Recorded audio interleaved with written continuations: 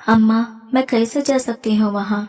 तुम मुझे शहर नौकरी करने क्यों नहीं जाने देती?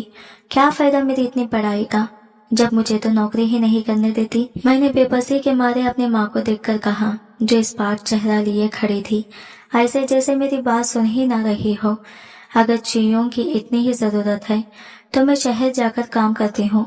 अम्मा, तो यकीन कर, हवेली वालों से ज्यादा तनख्वाह देंगे वो लोग कि हमारी हर जरूरत पूरी हो जाएगी। मैंने फिर से अम्मा को मनाना चाहा, तो काम करेगी तो सरदारों की हवेली जाकर ही।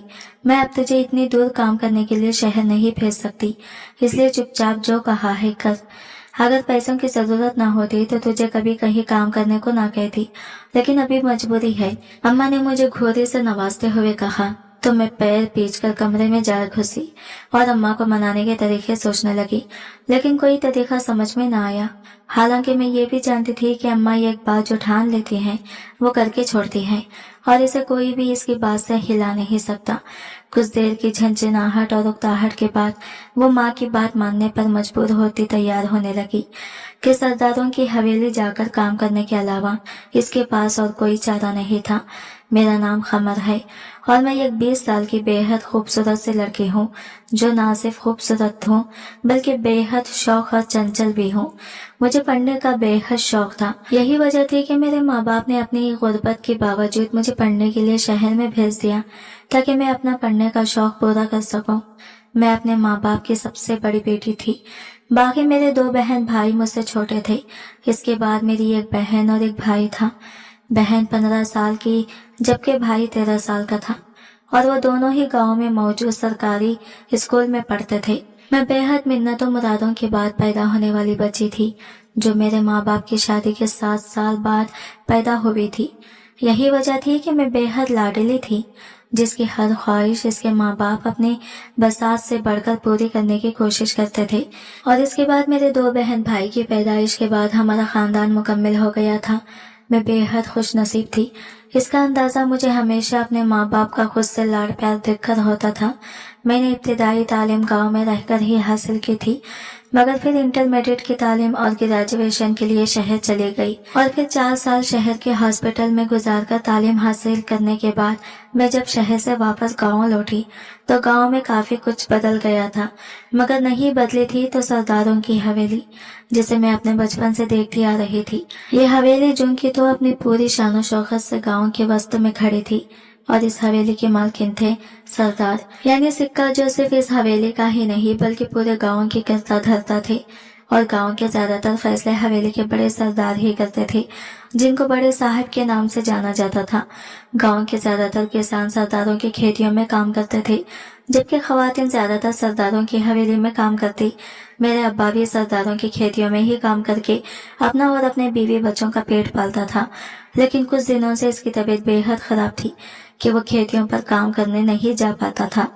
मेरा भाई भी छोटा था, वरना वो ही अपने बाप की जगह काम कर लेता और घर का खर्चा चलाने की खातिर काम करके पैसे कमा लेता। मैं और मेरी माँ बेहद परेशान थी। मेरी माँ सिलाई कढ़ाई करके जो पैसे कमाती वो मेरे बाप की दवाइयों पर खर्च हो जाते थे। मैं अभी ही शहर से पढ़कर लौटी थी और घर के हालात देखकर बेहद परेशान हो गई थी। मैंने फैसला किया था कि मैं वापस शहर लौट जाऊंगी और वहां काम करके पैसे कमाकर घर भेजा करूंगी, ताकि हमारे घर के हालात संभल सके और पैसों की जो जरूरत है वो पूरी हो सके, क्योंकि यहाँ गांव में काम करके मुझे इतने पैसे नहीं मिल सकते थे कि हम अपनी जरूरियात पूरी कर सकते। मेरा बाप अचानक बीमार पड़ गया था और हमें अचानक ही पैसों की जरूरत पड़ गई थी। तभी मैं वापस शहर जाना चाह रही थी, लेकिन मेरी माँ ने इसे वापस शहर जाने से रोक दिया कि मैं नहीं चाहती थी कि वो फिर से घर से इतनी दूर जाए और वहां जाकर सर कपाई वाला काम करें, बल्कि वो चाहती थी कि मैं सरदारों की हवेली में जाकर काम करें, जिस पर मैं राजी नहीं होती थी कि शहर से पढ़ लिख के आने के बावजूद मैं सरदारों की हवेली में जाकर एक मुलाजिमा की हैसियत से काम नहीं करना चाहती थी। मेरी तबीयत को ये गवारा ही नहीं था, लेकिन मेरी अम्मा ने इसे समझा बुझाकर इस काम के लिए राजी कर ही लिया था, और अपनी माँ की वजह से मैं बेहद मजबूर हो गई थी और इसकी बात मानकर ही मैं सरदारों की हवेली में जाकर नौकरी करने पर मजबूर हो गई थी। मैं सरदारों की हवेली जाने से पहले अपने बाप के कमरे में आई, जहाँ वो हड्डियों का ढांचा बना पड़ा हुआ था। अपने आप को देखकर मेरी आंखों में आंसू आ गए। ये वो शख्स था जिसने धूप और सर्दी में सख्त मेहनत मशक्कत करके हम सबको पाल पोस कर बड़ा किया था, और आज वही शख्स लाचार सा बिस्तर पर पड़ा हुआ था। सच कहते हैं बाप के होने बदबख्त होते हैं, क्योंकि बाप घर के दरख्त होते हैं। अब्बा, मैंने नरमी से इनको पुकारा तो बीमार होने के बावजूद अब्बा ने मेरी तरफ मुस्कुरा कर देखा। मैं अपने बाप के करीब चली आई और इनका कमजोर सा हाथ थाम लिया। फिक्र मत कर अब्बा, सब कुछ ठीक हो जाएगा।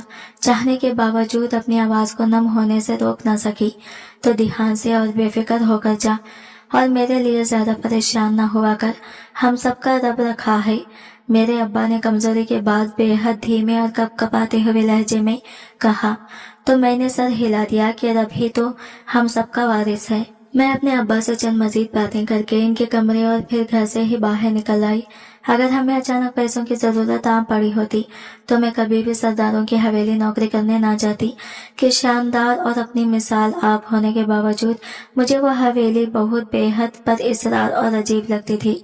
लेकिन मजबूरी का नाम शुक्रिया के तहत मैं वहां जाने पर मजबूर हो गई और जल्दी ही पैदल ही चलती हुई सरदारों की हवेली पहुंच गई। पहले तो चौकीदार ने मुझे अंदर ना जाने दिया, लेकिन जब मैंने बताया कि मैं यहाँ नौकरी करने की गरज से आई हूँ तो मेरे लिए हवेली का दरवाजा खोल दिया। मैं कुछ झिझकती हुई अंदर चली आई, क्योंकि मेरा पहली बार सरदारों की हवेली में आना हुआ था। अंदर आने के बाद मेरी आंखें खुली की खुली रह गई थी, क्योंकि हवेली बेहद बड़ी और खूबसूरत थी, और जितनी खूबसूरत बाहर से नजर आती थी इससे बढ़कर शानदार और शान शौकत वाली थी। मैं हैरान और मोहब्बत होकर आगे ही आगे बढ़ी चली गई, यहाँ तक बेअंधा धुन और लापरवाही से चलते हुए एक औरत से टकरा गई जो अपने हुलिये से मुझे मुलाजिमा ही लगी थी। कौन हो तुम और यहाँ क्या कर रही हो? इस खरन के मुलाजिमा ने मुझसे खरखत लहजे में पूछा तो मैंने इसे बताया कि मैं यहाँ नौकरी के लिए आई हूँ। मेरे इस जवाब पर इस मुलाजिमा ने मुझसे मेरे बारे में छोटे मोटे सवालात किए, यूं जैसे मेरा इंटरव्यू कर रही हो, और फिर मेरा सर से पैर तक गहरी नजरों से जायजा लिया, जिस पर मैं एक पल को घबरा गई। मगर फिर इसने मुझे काम देने का वादा करके दूसरी मुलाजिमा के साथ किचन की तरफ रवाना कर दिया कि आज मैं किचन में काम करूंगी। दूसरी मुलाजिमा जिसके साथ मैं बचपन में आई भी, इसने मुझे बताया कि वो सारे मुलाजिमा और मुलाजिमाओं के हेड मुलाजिमा थी, और वही तय करती थी कि किसे कौन सा काम देना है, किसे काम पर रखना है और किसे नहीं। मैं सर हिलाकर इस मुलाजिमा के साथ काम करने लगी, और फिर बातों बातों में इससे इसके बारे में पूछती भी रही। वो भी इसी गांव की थी और पैसे कमाने के गरज से यहाँ काम करती थी। सरदारों की हवेली का एक उसूल ये भी था कि यहाँ पर जितनी भी मुलाजिमाएं काम करती थी वो सारी की सारी रात को इसी हवेली में रखती थी, और किसी को भी अपने घर जाने की इजाजत नहीं थी। मुझे ये उसूल अजीब तो लगा, लेकिन फिर मैंने सर झटक दिया कि चलो ये भी अच्छा है, मुझे यहाँ से ही खाना वगैरह मिल जाया करता था तो घर पर मेरा खर्चा भी ना होता और कुछ ना कुछ बचत हो जाती। हेड मुलाजिमा ने मेरे कहने पर मुझे आधी तनख्वाह एडवांस में दे दी थी, जिसे मैंने अपने घर का भिजवा दिया था ताकि इनकी जरूरत पूरी हो सके। मेरी साथी मुलाजिमा ने जब ये सुना कि मैं शहर से पढ़कर आई हूँ और फिर भी सरदारों की हवेली में काम कर रही हूँ तो वो कुछ हैरान हुई, मगर जब मैंने अपनी मजबूरी का बताया तो इनकी ये हैरानी भी जायल हो गई, और फिर मैं भी अपने काम में दिलचस्पी लेकर काम करने लगी ताकि अच्छे से काम करूं और किसी को मुझसे शिकायत ना हो। मैंने सोमवार से काम शुरू किया था और आज बुध का दिन आ पहुंचा था। सरदारों की इस हवेली में बेहद मुलाजिमान थे जो हवेली के काम करते पाए जाते थे। इस हवेली के वारिसिन सिख सरदार थे, जिनमें से सबसे बड़े सरदार, जिनको बड़े साहिब कहकर पुकारा जाता था, इस हवेली के सरबराह थे और वही इस हवेली के फैसले लेते थे, जबकि बाकी इनके छोटे भाई, इनकी बीवियां, बच्चे थे। जबकि बड़े साहिब की भी एक बीवी और 5 से 6 बच्चे थे, जिनमें से कुछ शादीशुदा थी और अपने बीवी बच्चों के साथ इस हवेली में रहते थे।